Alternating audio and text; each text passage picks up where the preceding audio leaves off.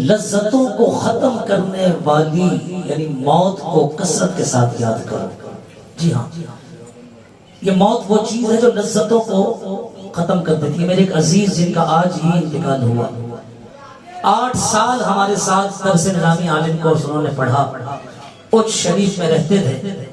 Accident ہوا اور ان کی بیٹی بھی 6 سال اور وہ بھی اس دنیا سے زار فانی سے کوچ کر گئے.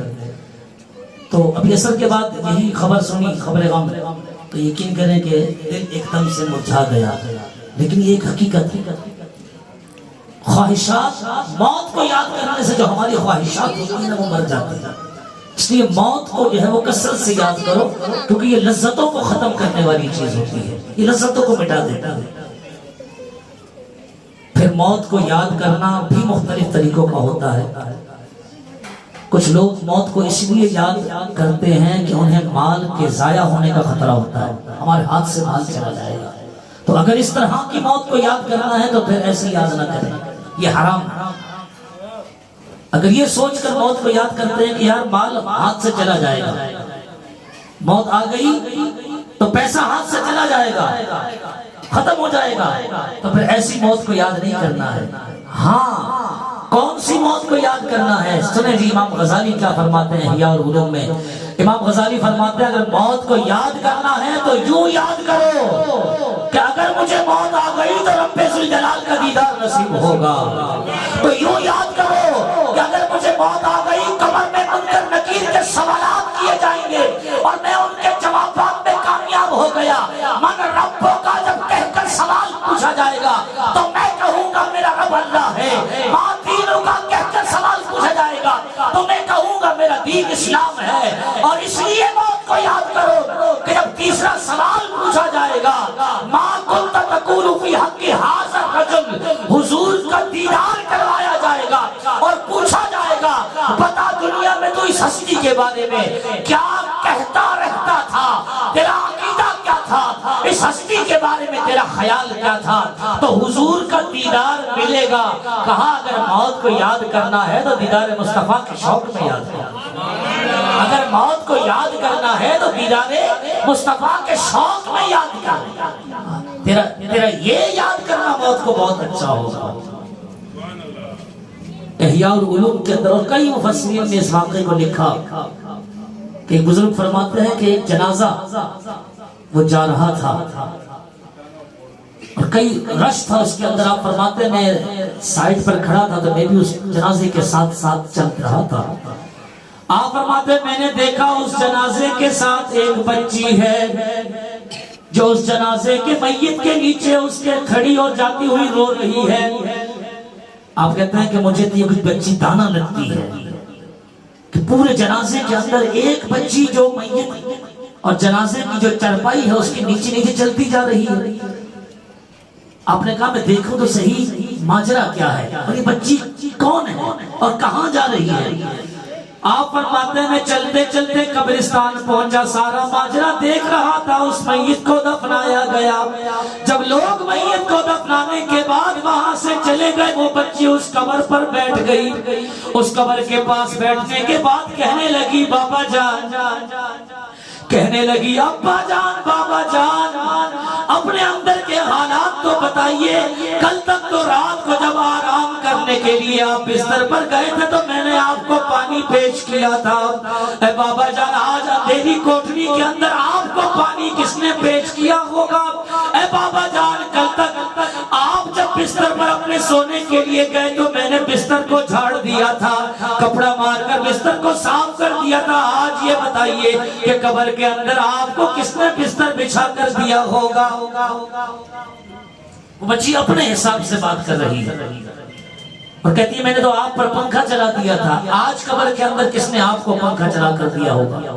وہ بزرگ اس بچی کی ساری گفتگو سنتے رہے اور پھر آپ اس بزرگ جو ہے بچی کے پاس تشریف لائے اور بچی کے سر پر شفقت بھرا ہاتھ رکھ کر آپ نے کہا بیٹا یوں نہیں کہتے جس طرح تم کہتی ہو، بلکہ میرے بیٹے تمہیں تو یوں کہنا چاہیے کہ ابا جان کل تک تو آپ کو میں نے پانی پیش کیا تھا پینے کے لیے، قبر میں تو پانی دینے والا کوئی نہیں ہوگا، آپ کا حلق سوکھ گیا ہوگا، آپ بتائیں قبر کے اندر کہیں ایسا تو نہیں کہ قبر کے کیڑے مکوڑوں نے آپ کو گھیر لیا ہو؟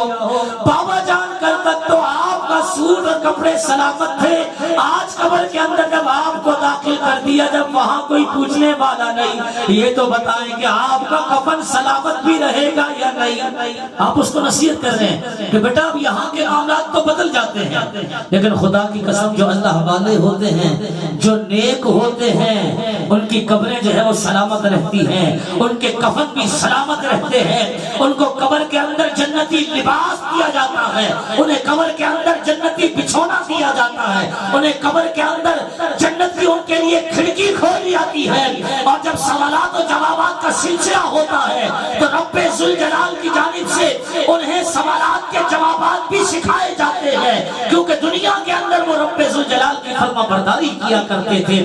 کفن بھی سلامت، قبر بھی سلامت، جنت کی کھڑکی بھی کھول دی جاتی ہے، جنت کی نعمتیں بھی عطا کر دی جاتی ہے۔ قبر جب دباتی ہے تو گناہگار ہو تو اسے سختی کے ساتھ دباتی ہے کہ ادھر کی پسلیاں ٹوٹ کر ادھر پیرست ہو جاتی ہے، لیکن رب کعبہ کی قسم جو نیک ہوتے ہیں، جو اللہ والے ہوتے ہیں، جو اللہ کے پیارے ہوتے ہیں، انہیں بھی قبر دباتی ہے، لیکن ان کا دبانا، قبر کا ان کو دبانا اس طرح سے ہوتا ہے جیسے ماں اپنے سینے سے چپٹا کر اپنے لخت جگر کو، اپنے بیٹے کو جو ہے وہ دباتی ہے۔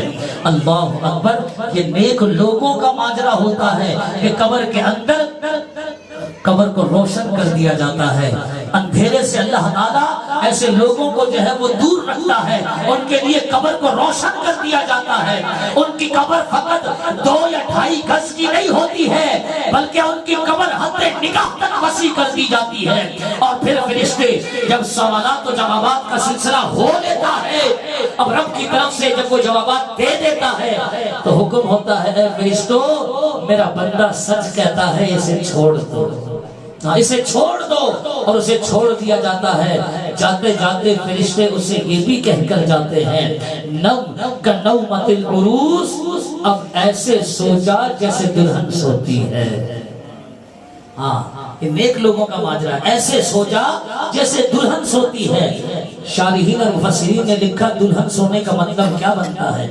کہا دلہن جب پہلی رات کمرے میں جاتی ہے، بن سنور کر بیٹھی ہوتی ہے، اسے ہر لمحے انتظار ہوتا ہے کہ جس کے نکاح میں اس کے ماں باپ نے اسے دیا ہے وہ کسی بھی وقت آ سکتا ہے، تو اس کی آنکھ لگتی ہے پھر اٹھ جاتی ہے، پھر لگتی ہے پھر اٹھ جاتی ہے، پھر لگتی ہے پھر اٹھ جاتی ہے، پھر لگتی ہے پھر اٹھ جاتی ہے، بس یہی ماجرا۔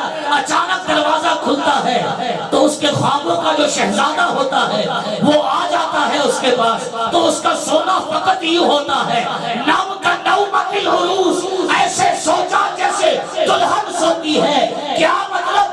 تجھے تو پتہ بھی نہ چلے گا قیامت کب آ جائے گی۔ ارے جو نیک لوگ ہوتے ہیں ان کے لیے قبر کا ماحول زمانے کے اعتبار سے اتنا مختصر کر دیا جاتا ہے کہ فقط انہوں نے دنیا کے اندر 4 رکعت نماز کو ادا کرنا ہے۔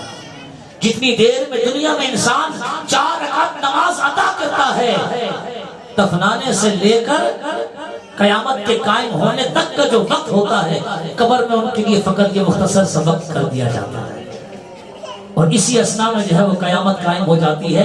اللہ تعالیٰ انہیں انتظار کے عذاب سے بھی پروردگار انہیں محفوظ رکھتا ہے۔ تو قبر میں بھی رہ کر جو انتظار ہے، انتظار تو جو ہے وہ سب سے بڑا عذاب ہے۔